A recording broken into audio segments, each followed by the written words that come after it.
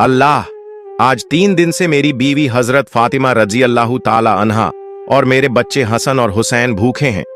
3 दिनों के बाद मेरी बीवी फातिमा ने मुझे एक कपड़ा दिया ताकि मैं उसे बेचकर उनके लिए खाना लाऊं।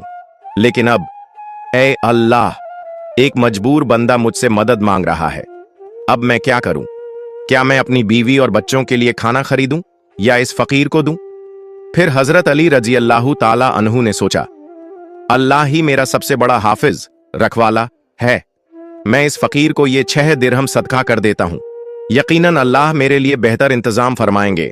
इसके बाद हजरत अली रजी अल्लाह ताला अन्हु ने वह 6 दिरहम फकीर को दे दिए।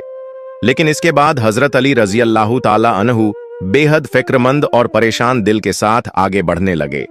इतने में एक शख्स उनके सामने आया जो एक लाल घोड़ा लिए हुए था। उसने कहा, ए शेर खुदा अली, क्या आप मुझसे यह हलाल घोड़ा खरीदना चाहते हैं?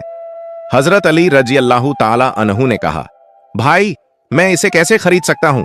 मेरे पास तो पैसे नहीं हैं। उस शख्स ने कहा, आप इसे मुझसे उधार ले लीजिए और जब अल्लाह आपको माल अता फरमाए तब कीमत अदा कर दीजिए। हजरत अली रजी अल्लाह ताला अन्हु ने सोचा, चूंकि वह मुझे उधार में यह घोड़ा दे रहा है तो इसे लेने में कोई हर्ज नहीं होना चाहिए। फिर हजरत अली रजी अल्लाह ताला अन्हु ने पूछा, आप इस घोड़े की कीमत कितनी मांग रहे हैं? उस शख्स ने जवाब दिया, मैं यह घोड़ा आपको 100 दिरहम में बेच रहा हूं। हजरत अली रजी अल्लाह ताला अन्हु ने वह घोड़ा 100 दिरहम के बदले खरीद लिया और उसे लेकर बाजार की तरफ रवाना हो गए। जब हजरत अली रजी अल्लाह ताला अन्हु बाजार पहुंचे तो एक और शख्स उनके पास आया और पूछा, ऐ शेर खुदा अली, क्या आप यह घोड़ा बेचना चाहते हैं? हजरत अली रजी अल्लाह ताला अन्हु ने कहा, भाई, मैं तो इसे बेचने के लिए ही बाजार में लाया हूं। उस शख्स ने पूछा, आप इसे कितने दिरहम में बेचेंगे? हजरत अली रजी अल्लाह ताला अन्हु ने बिना कोई कीमत लगाए कहा, आप इसे कितने में खरीद सकते हैं? उस शख्स ने कहा, मैं इस घोड़े को 160 दिरहम में खरीदना चाहता हूं। हजरत अली रजी अल्लाह ताला अन्हु ने सोचा, मैंने यह घोड़ा 100 दिरहम में खरीदा था और अब यह शख्स मुझे 160 दिरहम दे रहा है।